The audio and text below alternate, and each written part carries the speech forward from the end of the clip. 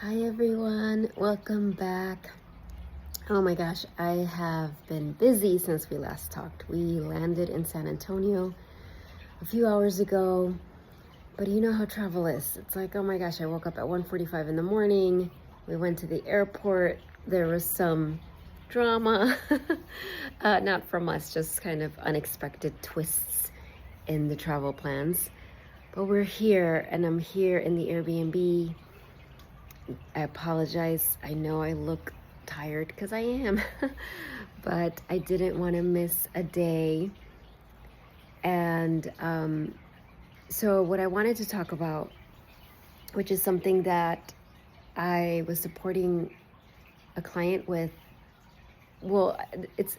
Let me rephrase that. It's something that it's an ongoing, right? An ongoing support coaching of how do we become a safe sanctuary for ourselves.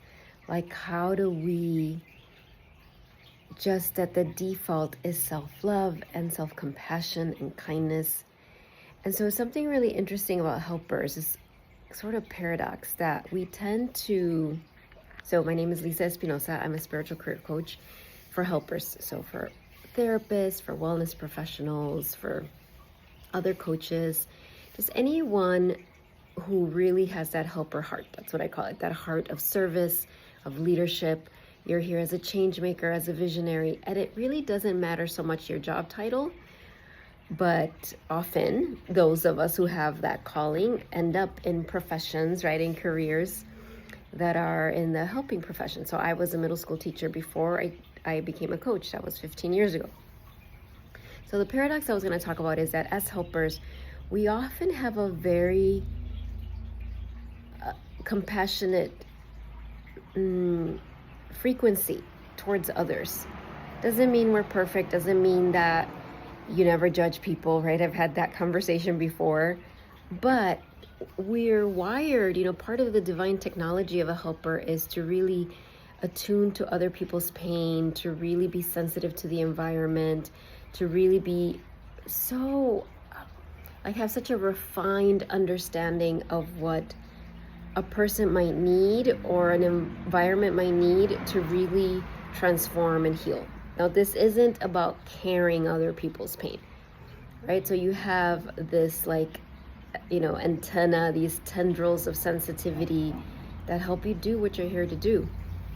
And so because of that, when somebody is in pain, somebody outside of you, a client, a customer, a friend, a stranger is in pain, whatever it is, emotional, physical, spiritual, you're often very much that sanctuary for them, right? You're the person that often isn't going to go, the default isn't going to be judgment. And if you're really far ahead in your path, which my clients all are really, you're not going to go into trying to fix someone right away, right? You're going to create this sacred space for them to have their feelings. That's your gift, right? That's one of the things. Yes, there's so many things I teach my clients, right? There's a process that I take them through. This year especially, I've been really refining my teachings and my process from going from martyr helper to sovereign helper. But throughout it all, I truly believe the most important gift, one of the most important gifts I give my clients, my people, is to create a safe, non-judgmental space for them to be with their emotions and feel them. And if I notice that there's self-critic parts that are coming up, self-judgment, self-punishing, self-berating parts, and my clients are very advanced, right? They've been doing this for so long, so it's subtle. Like like me, I've healed so much of my inner critics. Does that mean I'm done with it? Absolutely not. So my coach has a lot of experience. She can catch it, right? Like these little things that I'll say that she can catch, like, oh wait, let's go back to what you just said. So I do that for my clients so they can catch where they're holding love from themselves. So here's the paradox. We can do that so well for others, yet for ourselves, it can be the most challenging thing. I'm sorry, somebody's dragging something out there. I hope it's not too distracting. So for ourselves, we can have the most unrealistic expectations. We can be very unforgiving. We can totally diminish the challenges we're going through or how hard a situation may be. And not from a place of negativity, but just, sometimes we just need to acknowledge, like, there's a lot going on. There's a lot. And I'm going to give myself some grace, and I'm going to have compassion, and I'm going to acknowledge all the growth. And yes, I may make mistakes, but everybody does, right? What can I learn? So anyway, that is one of the things that can be the most challenging to do towards ourselves. And yet, if we want to truly become the highest expression of for some reason the word sanctuary is just really speaking to me today. Sanctuary, safe space, a space of transformation, of alchemy, of dissolving burdens. And we have to become like that walking temple because we feel so safe within ourselves. Because we know that we have our back, not from a place of narcissism or never reflecting, no, but that we know that we are going to be that good mother to ourselves. And I know that can be very challenging if we didn't have that experience with our own mother. And the vast majority of my clients fall into that. It makes sense because I fell in. That was my story. My mom is amazing in so many ways. I know she did her best. She had such a challenging childhood. And she just wasn't many times able to give me that, to provide that safe emotional space for me. And so I internalized a lot of that constant berating and judgment and comparing and all of that. And so now which is what's so remarkable about helpers, is that often we chose those experiences, right? We chose those to create compassion. We chose those to learn how to get out of, how to have that experience, heal it, and become masters at actually loving ourselves deeply, being that divine mother. I know with that experience, even though, please don't get me wrong, I still grieve it. I still, of course, there's parts of me that wish I had that experience of motherhood that we all want. Motherhood meaning like my mother towards me. But it helped me in so many ways. And one way was that it really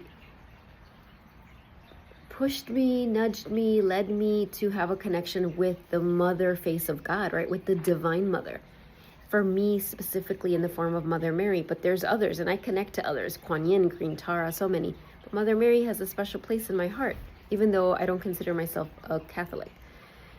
And so, where was I going with this? So Mother Mary, one of the things that she has been helping me with forever, for so long, is learning to mother myself.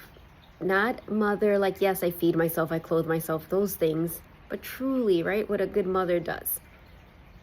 And one of those things is that a good mother provides a safe sanctuary for us to have our emotions.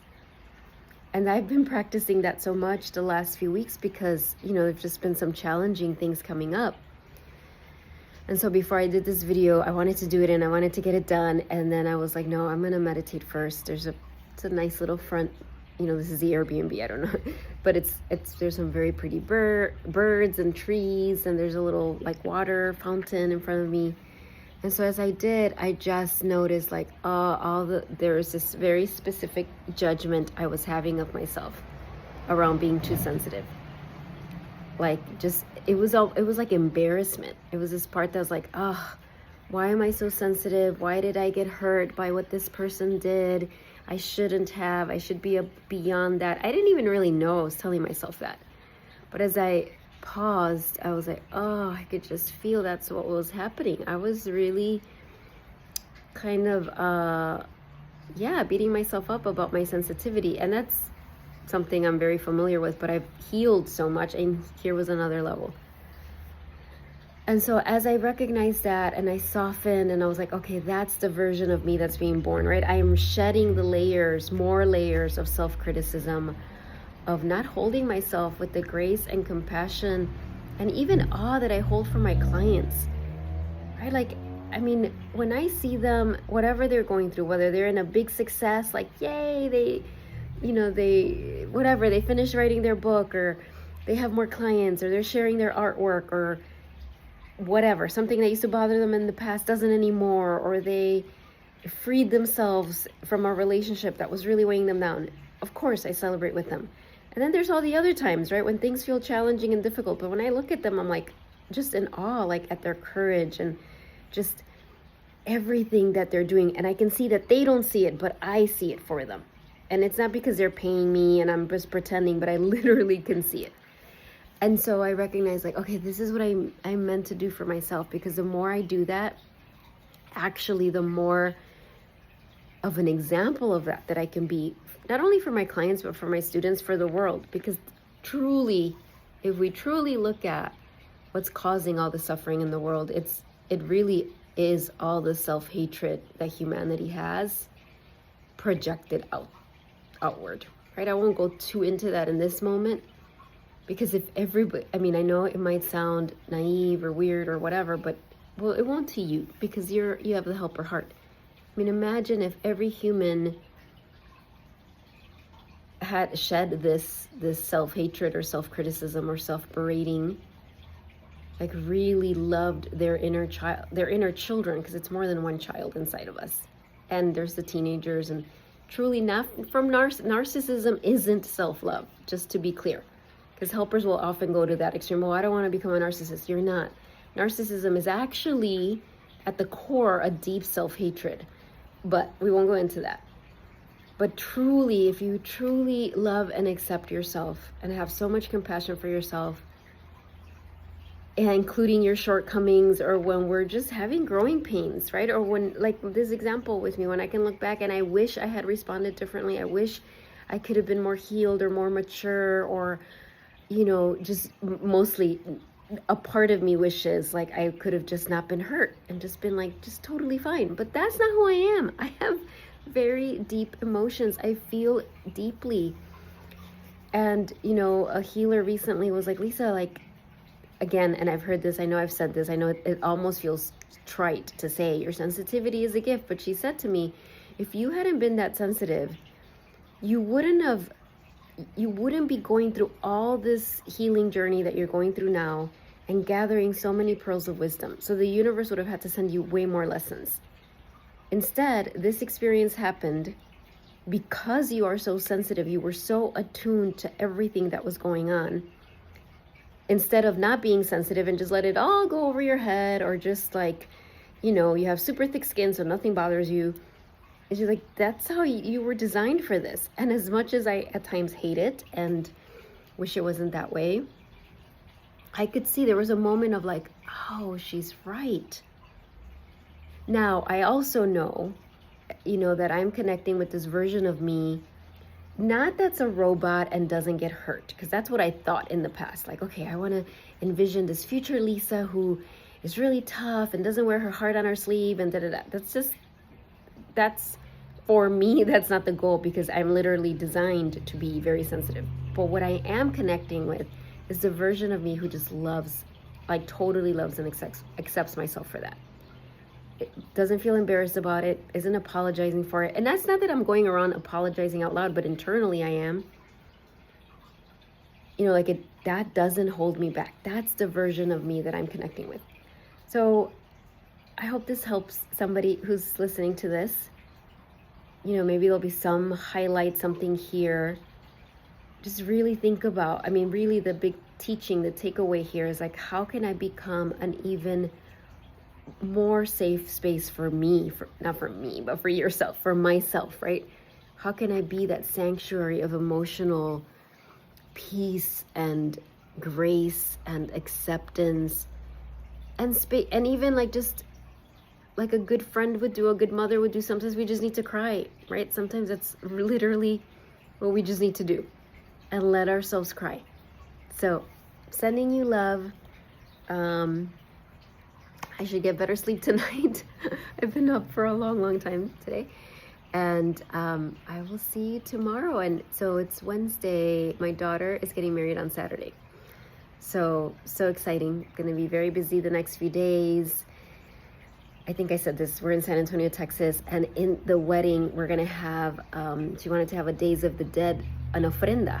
And I'm in charge of creating the ofrenda. So one of our extra suitcases was all things that I bought in Mexico, skeletons and papel picado and just beautiful things that will look so gorgeous in the ofrenda. And I also made copies of pictures of like ancestors who've transitioned, and it's going to be in a special tablecloth. And we'll have to buy like candle, just some things that it just didn't make sense to bring from Mexico. But I'm so excited. I'm hoping, yes, that I could do a little video of it so you can see it if you want to.